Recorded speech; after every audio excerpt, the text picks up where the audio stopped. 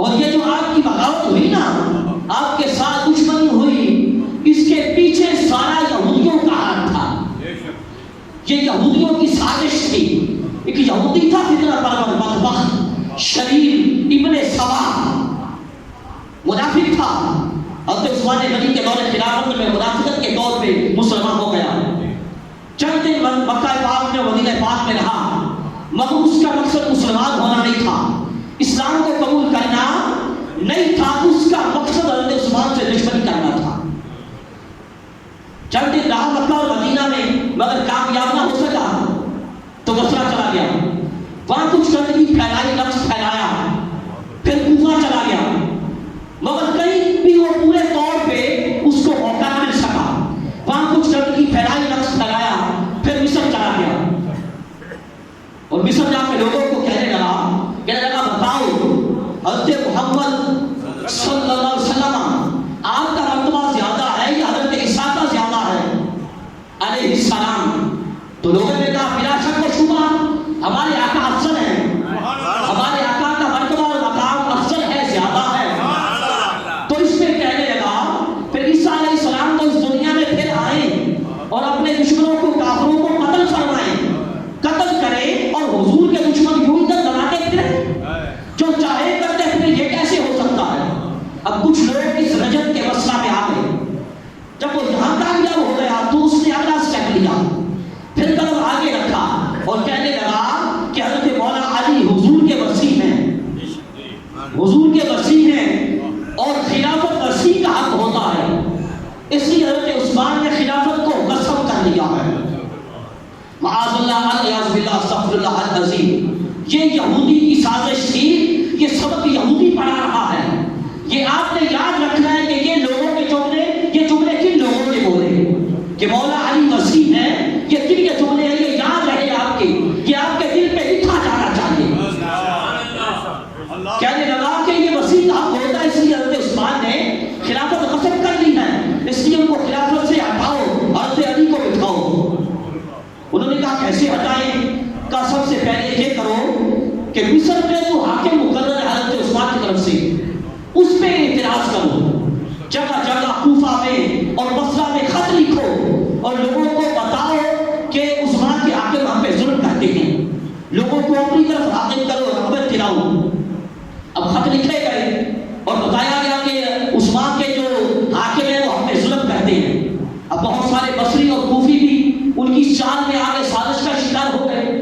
جب یہ حال پیدا ہو گیا تو اب مصریوں نے، کوفیوں نے اور بصریوں نے مل کے خط لکھے حضرت عثمان کی طرف رضی اللہ تعالیٰ عنہ، اور ان بے بنیاد، ان خطوط میں بے بنیاد شکایات کی. کہا کہ باقی اور تو ہم طرح چین میں ہیں، مگر آپ کے حاکم ہم پہ ظلم کرتے ہیں. آپ نے ان کو جواب لکھا. آپ نے فرمایا کہ جس شخص پہ میرے حاکموں نے ظلم کیا ہے، میرے عاملین نے ظلم کیا ہے، اس سال وہ سارے لوگ حج کرنے کے لیے آئے. میرے حاکم بھی ہوں گے، عامل بھی ہوں گے. جس پہ ظلم ہوا ہے وہ بھی آئے. حاکموں سے ان کو انصاف دلوا دوں گا. ان کو بدلا سب بولیے بھائی، سب کو بدلا دلوا دوں گا جس نے جس پہ ظلم کیا ہوگا. اور یہ ہو بھی کیسے سکتا ہے کہ آپ کے دور خلافت میں کوئی کسی پہ ناجائز ظلم کرے؟ آپ تو وہ ہستی اور ذات ہیں، خوف خدا کا یہ حال ہے اور دل میں اللہ کا خوف اس قدر بھرا ہوا تھا. ایک مرتبہ آپ نے اپنے غلام کے کان کو مروڑ دیا. زر خرید غلام تھا، اس کا کان پکڑ کے مروڑا اور بعد میں غلام کو فرمانے لگے کہ اس طرح میں نے تیرا کان مروڑا ہے، تو بھی میرا کان مروڑ. تو بھی میرا کان مروڑ. غلام تھا، اس نے حکم کی تعمیل کرتے ہوئے کان کو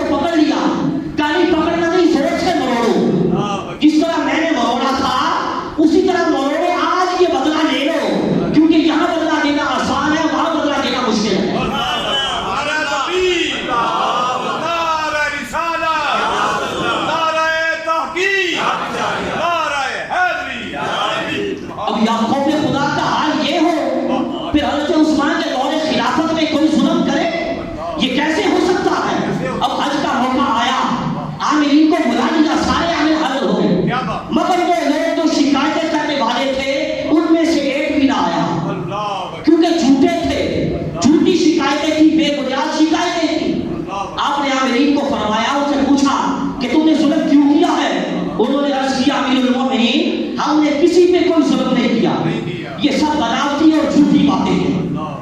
अब समझ गए कि ये साजिश है। अब उन्होंने फिर खत लिखे, फिर बेबुनियाद शिकायतें की। अब पहली मरतबा आपने जवाब दिया था, इस मरतबा जवाब नहीं दिया, क्योंकि आप समझ गए थे कि ये झूठी और बनावटी बातें। आपने खतों का जवाब ना दिया, कोई जवाब ना दिया, तो फिर उस वक्त इब्ने सबा यहूदी ने, जो दुश्मन उस्मान था, उसने लोगों को उकसाया और लोग 1000 कूफी और 1000 मिस्री और 500 बसरी हज के इरादा का जाहिर करते हुए, ये भी हम हज करने के लिए जा रहे हैं, हज का इरादा जाहिर करते हुए मदीना पाक की तरफ आए, मगर वो वक्त हज करने के लिए नहीं आए थे, और तो उस्मान के साथ दुश्मनी करने आए थे, आपको शहीद करने के इरादे से आए थे। आके मदीना को घेर लिया, मदीना पाक का मुहासरा कर लिया, घेराव कर लिया। अब तो उस्मान गनी रज़ी अल्लाह तआला अन्हु ने जब देखा कि ये लोग मेरे खून के दर में हो गए हैं, ये मुझे शहीद करना चाहते हैं, तो मौला अली के पास आप तशरीफ लाए। अब तो उस्मान गनी मौला अली के पास तशरीफ लाए और आगे जरा बड़ी तवज्जो के साथ सुनना जुमले, अगली बार बड़ी तवज्जो के साथ सुनना। मौला अली के पास तशरीफ लाके क्या फरमाया? फरमाया, अली मेरे और तुम्हारे दरमियान क़यामत वाली है, मेरे और तुम्हारे दरमियान रिश्तेदारी है। क्या है? सबको समझ आई है ना भाई? मेरे और आपके दरमियान क्या है? आपको बड़ी अहम बात समझाना चाहता हूँ। आज लोगों ने गलतफहमी में डाला हुआ है, उम्मत को लोगों को बहकावे में डालना चाहते हैं। फरमाया मेरे और तुम्हारे दरमियान रिश्तेदारी है, इसलिए लोगों को रोको, ये तुम्हारी बात मान जाएंगे, इनको रोको कि भाई ये खून, मेरे खून से हाथ रंगीन ना करें, मेरे खून से हाथ रंगीन ना करें। मेरे और तुम्हारे दरमियान रिश्तेदारी है। रिश्तेदारी है या नहीं?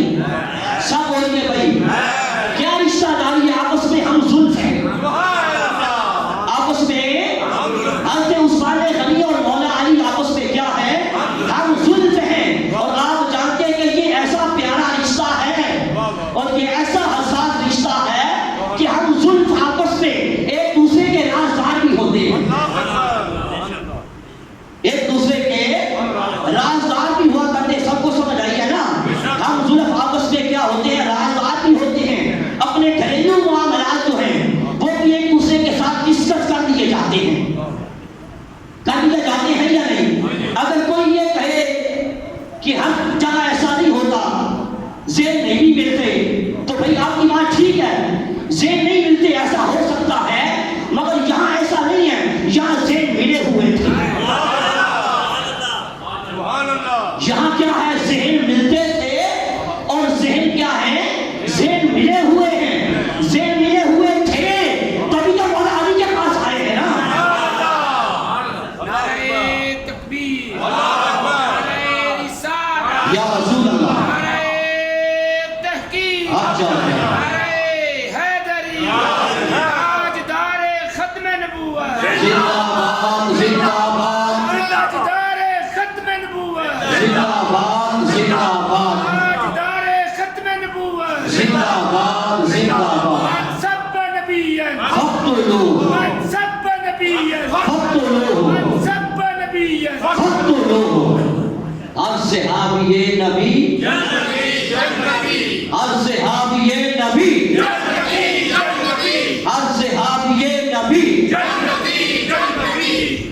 यहाँ ज़ेन मिले हुए थे, ज़ेन एक ही थे, इसलिए तशरीफ लाए और फरमाया कि आपकी और मेरी रिश्तेदारी है। तो क्या हुआ? मौला अली के साथ जब रिश्तेदारी है तो इमाम हसन हुसैन के साथ नहीं होगी? समझ आई बात? के ऊपर से गुजर गई। इमाम हसन हुसैन कौन है? मौला अली के साहिबजादे हैं, मौला अली के नक्शे जिगर हैं, प्यारे बेटे हैं। जब मौला अली के साथ रिश्तेदारी है तो इमाम हसन हुसैन के साथ भी है, सैयदा खातून जन्नत के साथ भी है। मौला अली के हम जुल्फ हैं और हसनैन करीमैन के प्यारे खादूम हैं, सैयदा पाक की बड़ी दो बहनों के घर वाले हैं।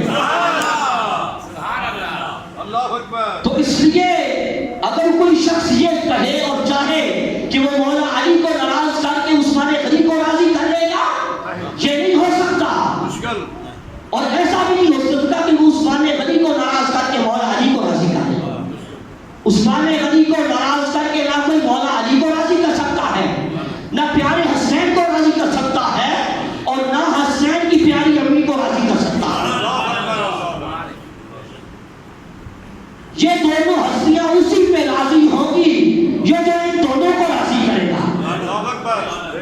جو ان سارے لوگ نہیں بول رہے, یہ دونوں ہستیاں مولا علی اور عثمان غنی اسی پہ راضی ہوں گی جو ان دونوں کو راضی کرے گا, جو مولا علی کو بھی راضی کرے گا, عثمان غنی کو بھی راضی کرے گا.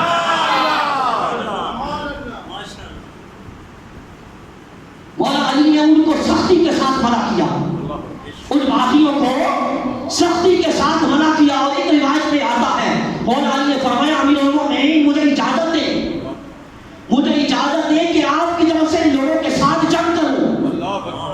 ان لوگوں کے ساتھ ہے, ان لوگوں کے ساتھ ہے, کن کے ساتھ؟ جو حضرت عثمان کے دشمن تھے, دشمنان عثمان کے ساتھ. کون کہہ رہے ہیں؟ مولا علی. مولا علی فرماتے ہیں اجازت دے مجھے, میں ان کے ساتھ جنگ کروں. نعرہ تکبیر، نعرہ رسالہ، نعرہ تحقیق، نعرہ حیدری. من سب نبیا من سب نبیا من سب نبیا تاجدار ختم نبوت, تاجدار ختم نبوت, تاجدار ختم نبوت. فرمایا مجھے اجازت دے میں ان کے ساتھ جنگ کروں. تو اس سے پتہ یہ چلا کہ عثمان کے دشمنوں کے ساتھ مولا علی جنگ کرنا چاہتے ہیں, اور جو عثمان غنی کے دشمنوں کے ساتھ مولا علی کی جنگ ہے, مولا علی کا ارادہ جنگ ہے, اور مولا علی پورا ارادہ رکھتے ہیں ان لوگوں کے ساتھ جنگ کرنے کا. یہ عرض کیا مجھے اجازت ہے مگر حضرت عثمان غنی رضی اللہ تعالیٰ عنہ آپ نے فرمایا نہیں ایسا نہیں کرنا, کیونکہ میں نہیں چاہتا کہ کسی مسلمان کا میری وجہ سے خون بنے. آپ نے فرمایا ان سے پوچھو کہ ان کا مطالبہ کیا ہے, ان کا مطالبہ پورا کر دیتا ہوں, ان کا مطالبہ پورا کر دیتا ہوں. انہوں نے کہا ہمارا مطالبہ یہ ہے کہ مصر میں جو حاکم مقرر ہے اس کو معزول کر دیا جائے اور محمد بن ابی بکر کو وہاں کا حاکم بنا دیا جائے. حضرت عثمان غنی نے کر دیا ایسا, حاکم کو معزول کر دیا, موقوف کر دیا, محمد بن ابی بکر کو حاکم بنا دیا, بھیج دیا حاکم بنا کے. اب آپ کا ایک رشتہ دار تھا مروان اس کا نام تھا, وہ بڑا نکما اور فتنہ باز شخص تھا, حضرت عثمان غنی کا رشتہ دار تھا, اور وہ جو حاکم تھا پہلا مصر کا وہ اس مروان کا رشتہ دار تھا. اس لیے اس کو اس کی معذوری اچھی نہ لگی, یہ اس کو برا لگا, اس لیے اس نے چوری چھپ کے ایک خط لکھا حضرت عثمان غنی کی طرف سے, امیر المومنین کی طرف سے خط لکھا, اور اس پہ آپ کی مہر بھی چوری چھپ کے سے لگا دی. خط کیا تھا؟ خط میں یہ لکھا تھا کہ جب محمد بن ابی بکر تیرے پاس آئے تو اس کو قتل کر دینا, اس کو بھی قتل کر دینا, اور فلاں 7 آدمیوں کو بھی قتل کر دینا. خط بھی آپ کی طرف سے لکھا اس منافق نے, آپ کی مہر بھی لگا لی چوری کر کے, پھر آپ کی اونٹنی جو ہے وہ دے کے آپ کے غلام کو اوپر بٹھایا اور وہ خط دے کے بھیج دیا. اب چل پڑا وہ غلام, راستے میں انہی لوگوں کے ساتھ ملاقات ہو گئی جو آئے تھے باقی, ان کے ساتھ ملاقات ہو گئی. انہوں نے پوچھا کہاں جاتے ہو؟ کہا امیر المومنین کا ایک پیغام ہے حاکم کے لیے, وہ لے کے جا رہا ہوں. پوچھا کیا پیغام ہے؟ کہا بتاؤں گا نہیں, بتانے والا نہیں ہے. انہوں نے پوچھا میرے پاس کوئی خط تو نہیں ہے؟ کہا نہیں میرے پاس خط کوئی نہیں ہے. ان کو شبہ ہوا, انہوں نے تلاشی کی, خط نکل آیا. جب انہوں نے خط کھول کے پڑھا اس پہ لکھا تھا کہ جب محمد بن ابی بکر تیرے پاس آئے اس کو قتل کر دینا, ہاتھ کو کاٹ دینا, اور یہ جو دیگر لوگ ساتھ ان کو دائم الحبس کر دینا, یعنی ان کو ہمیشہ کے لیے قید کر دینا. اب ان کو خط دیکھ کے پڑھ کے وہ غصے میں بھر گئے, مصر جانے کی بجائے واپس مدینہ پاک آ گئے. آ کے مدینہ پاک کے لوگوں کو اکٹھا کیا, وہ خط پڑھوایا کہ یہ دیکھو تمہارے امیر المومنین نے کیا لکھا ہے. اب وہ لوگ آئے آپ کے پاس لے کے خط لے کے, انہوں نے خط آپ کو دکھایا, پڑھایا, خط دے کے آپ کی تو حیرت کی انتہا نہ رہی, آپ نے لکھوایا ہی نہیں تھا. آپ نے فرمایا واللہ یہ خط میں نے نہیں لکھوایا, میں نے نہیں لکھوایا. ان لوگوں نے کہا یہ مور آپ ہی کی ہے نا؟ فرمایا مور میری ہے. یہ سواری والی اونٹنی بھی آپ کی ہے؟ ہاں یہ بھی میری ہے. غلام بھی آپ کا جو لے کے جا رہا تھا, ہاں وہ بھی میرا ہے. تو کہنے لگے پھر یہ کیسے ہو سکتا کہ یہ خط آپ کا نہ ہو؟ نے فرمایا واللہ میرا خط نہیں ہے، میں نے نہیں لکھوایا، میری مہر چوری کر کے لگا دی گئی ہے۔ اب آپ کو پتا ہے جو منافق ہے اس کو تو کہیں سے بھی رستہ چاہیے۔ اب دوسری بار بولنے بدبخت کہنے لگے اب یہ ایسے بوڑھے ہو گئے ہیں کہ ان کو اپنی مہر اور خط کی بھی خبر نہیں ہے، اس لیے ان کو معذور کیا جائے، نہیں تو ہم قتل کر دیں گے، نہیں تو ہم قتل کر دیں گے۔ اس کے بعد ہزاروں کی تعداد میں وہ باقی بدبخت آ گئے محاصرہ کر کے، مدینہ پاک کا محاصرہ کیا اور پھر اپنی آپ کے خون سے اپنے ہاتھوں کو رنگے بغیر نہ رہ سکے۔ اب جب آئے تو صحابہ کرام نے عرض کیا کہ امیر المومنین آپ اجازت دیں ہم ان کے ساتھ جنگ کریں۔ آپ نے فرمایا اللہ کی قسم ایسا نہیں کرنا، کیونکہ میری وجہ سے اگر خون کا ایک قطرہ بھی بہا کسی کا تو قیامت کے دن کیا جواب دوں گا؟ صحابہ نے مشورہ دیا کہ امیر المومنین آپ پھر مکہ طائف چلے جائیں، جب ان کے شام چلے گئے وہ حضرت امیر معاویہ ہیں تو آگے سنیے کیا جواب اس عاشق کا، تاجدار کائنات کے سچے عاشق کا کیا جواب۔ آپ نے فرمایا لوگوں، صحابہ کرام کو فرمایا مسلمانوں، اب آخری عمر میں اپنے آقا کا روزہ چھوڑ کے کیسے چلا جاؤں؟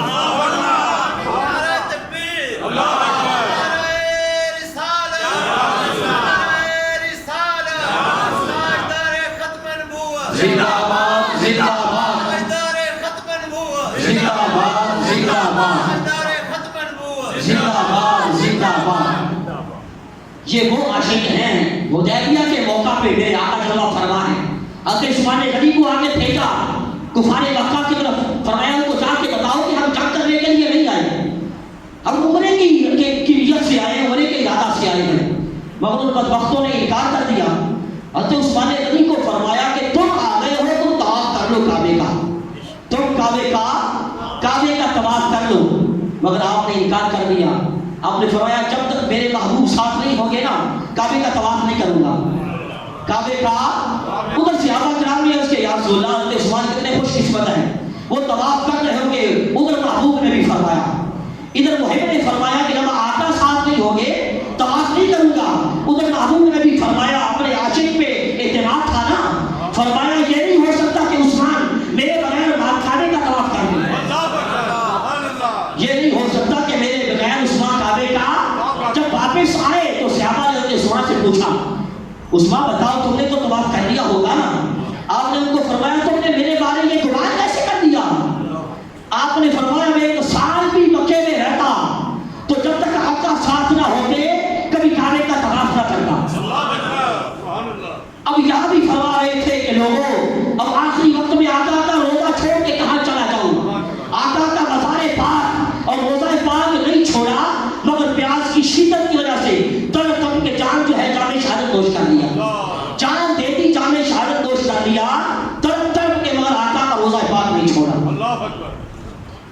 40 دن پانی بند رہا ہے، کتنے؟ 40 دن ایک بوند ظالموں نے پانی کے اندر نہیں جانے دی، 40 دن بند رکھا پانی۔ ایک وقت وہ بھی تھا، آج تو پانی حضرت عثمان غنی کے گھر میں یہ جانے دیتے نا، ایک وقت وہ تھا کہ حضرت عثمان غنی لوگوں کو پانی پلاتے تھے۔ حضرت عثمان غنی نے مسلمانوں کو پانی پلایا۔ جب مسلمان ہجرت کر کے مدینہ پاک آئے تو وہاں کا پانی خالی تھا۔ کیا تھا؟ خالی تھا، میٹھا نہیں تھا۔ ایک شخص کا ایک میٹھا چشمہ تھا، اس کا نام روما تھا، وہ بیچا کرتا تھا پانی۔ تاجدار کائنات نے اس شخص کو فرمایا روما یہ جو پانی کا چشمہ ہے تیرے پاس، اس کو میرے ہاتھوں جنت کا چشمہ بیچ دو۔ جنت کے چشمہ کے بدلے کیا کرو اسے؟ مطلب کیا کہ یہ چشمہ دے دو، جنت کا چشمہ دے دو۔ آپ کو بات سمجھ میں نہیں آئی؟ یہ چشمہ دے دو، جنت کا چشمہ لے لو۔ اب بھلا بتاؤ جو ذات کسی چیز کی مالک نہ ہو، کوئی چیز کسی کی ملکیت میں نہ ہو، تو وہ ذات اتنی گارنٹی کے ساتھ کہہ سکتی ہے کہ یہ چشمہ دے دو، جنت کا چشمہ لے لو؟ تو اس سے پتہ یہ چلا کہ تاجدار کائنات میرے آقا جنت کے چشموں کے بھی مالک ہیں اور خدا کی ساری جنت کے بھی مالک ہیں۔ نعرہ تکبیر، نعرہ رسالت، نعرہ تحقیق، نعرہ حیدری۔ حضور جنت کے چشموں کے بھی مالک ہیں اور ساری جنت کے بھی مالک ہیں۔ حضرت عطا بن ابی رباح رضی اللہ تعالیٰ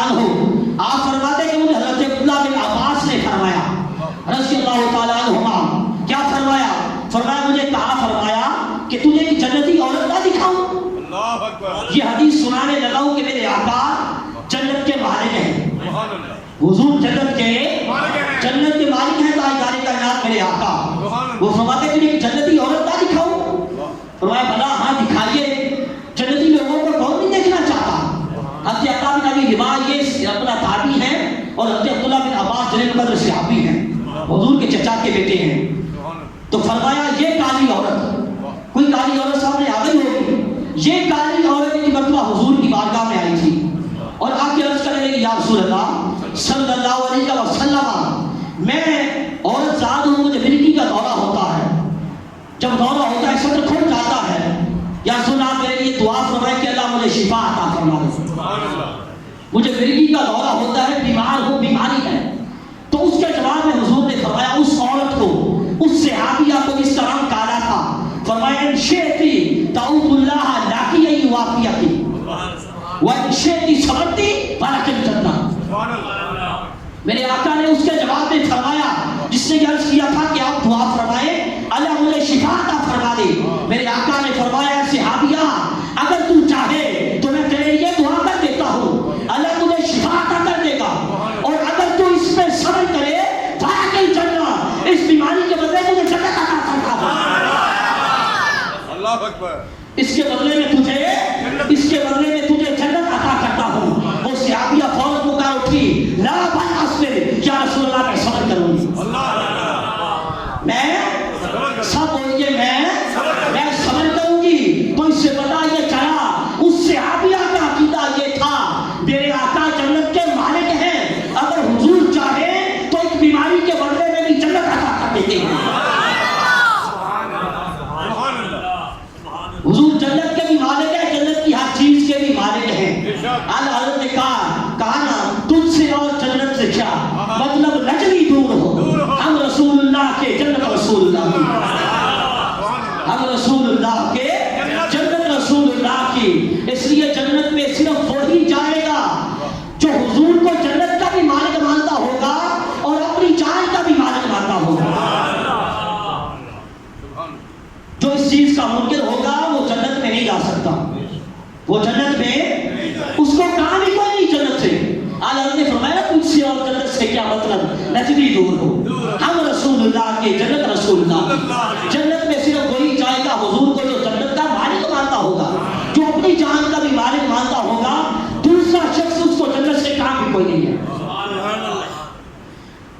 تو عرض یہ کر رہا تھا میرے آقا نے اس روما کو یہ فرمایا کہ اے روما یہ چشمہ مجھے دے دے، جنت کا چشمہ دے دے۔ اس نے عرض کیا یا رسول اللہ صلی اللہ علیہ وسلم میرے بچے ہیں اور میرے اس کے علاوہ کوئی میرا ذریعہ معاش نہیں ہے، یعنی میرا نظام نہیں چل سکتا۔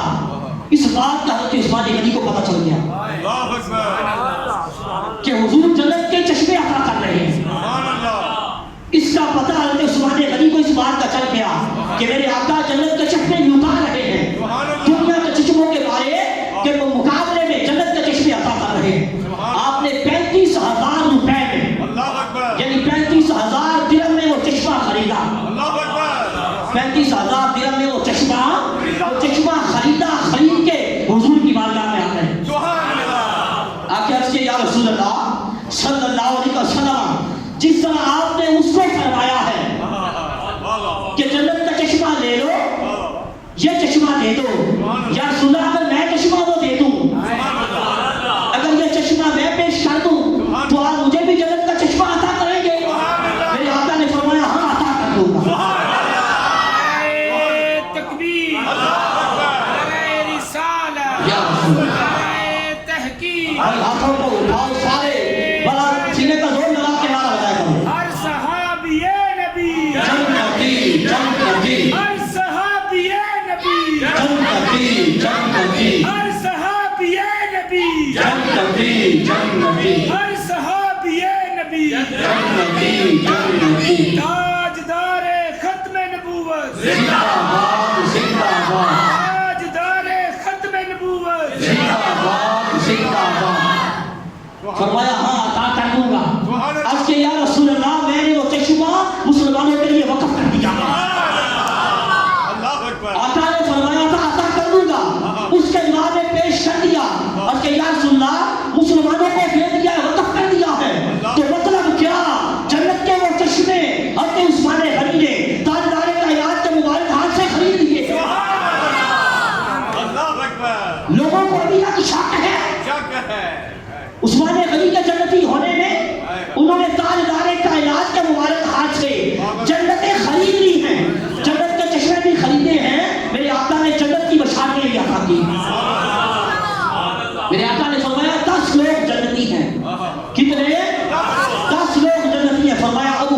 जन्ना, अबू बकर भी जन्नती है, सारे बोलो अबू बकर भी जन्नती है, फरमाया उमर फिल जन्ना, उमर भी जन्नती है, फरमाया उस्मान फिल जन्ना, उस्मान भी जन्नती है, अली फिल जन्ना, अली भी जन्नती है।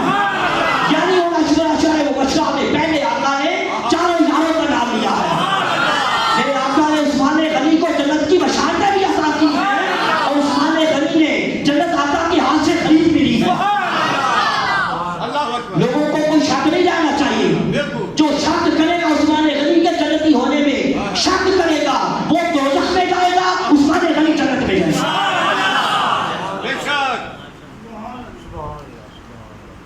ग़ज़वा तबूक का मौका था ना, मेरे आका मुसलमानों को तरगीब दिला रहे थे इस्लाम की खिदमत के लिए। हज़रत उस्मान गनी ने अपना सब कुछ लुटा दिया, खुदा की कसम, क्या बात है, सब कुछ लुटा दिया। अर्ज़ किया या रसूलल्लाह 100 ऊंट सादो सामान के साथ मैं पेश करता हूँ। कितने? 100 ऊंट मेरे आका ने फिर तरगीब दिलाई, फिर ऐलान फरमाया, फिर अर्ज़ किया या रसूलल्लाह 200 ऊंट सादो सामान के साथ मैं पेश करता हूँ। फिर हुजूर ने ऐलान फरमाया, फिर उसके या रसूलल्लाह 300 ऊंट सादो सामान के साथ मैं पेश करता हूँ। 600 ऊंट पेश कर चुके हैं। फिर सिर्फ यही नहीं, इन 600 ऊंटों के अलावा जो सारो सामान के साथ है, 600 ऊंटों के अलावा 1000 दिनार भी पेश कर दिए। हर सहाबी-ए नबी जन्नती, जन्नती, हर सहाबी-ए नबी जन्नती, जन्नती, हर सहाबी-ए नबी जन्नती, जन्नती। सुभान अल्लाह। 1000 दिनार आज का कितना रुपया बनता है? 1 करोड़ रुपया। कितना? तकरीबन 1 करोड़ रुपया आज का बनता है। उस वक्त का 1000 दिनार। अल्लाह अकबर, अल्लाह अकबर, अल्लाह अकबर, सुभान अल्लाह। तो मेरे आका ने जब हज़रत उस्मान गनी ने ये पेश किया सब कुछ, तो मेरे आका उनके दिए हुए जो दिनार थे, मेरे आका अपना मुबारक हाथ उनमें डाल के उनको उल्ट पुल्ट भी रहे थे। अल्लाह अकबर, सुभान अल्लाह। हज़रत उस्मान गनी के दिनारों को मेरे आका उल्ट पुल्ट भी रहे थे और साथ ये फरमा रहे थे कि आज के बाद उस्मान को कोई अमल नुकसान नहीं देगा। सुभान अल्लाह। लोगों, हुजूर के गुलामों, ये गारंटियां मेरे आका ने दी हैं। उस्मान गनी के जन्नती होने की गारंटियां मेरे आका ने दी हैं। अब जो शख्स हज़रत उस्मान गनी के जन्नती होने में शक करेगा तो समझ लेना वो मेरे आका के फरमान में शक करेगा, और जो हुजूर के फरमान में शक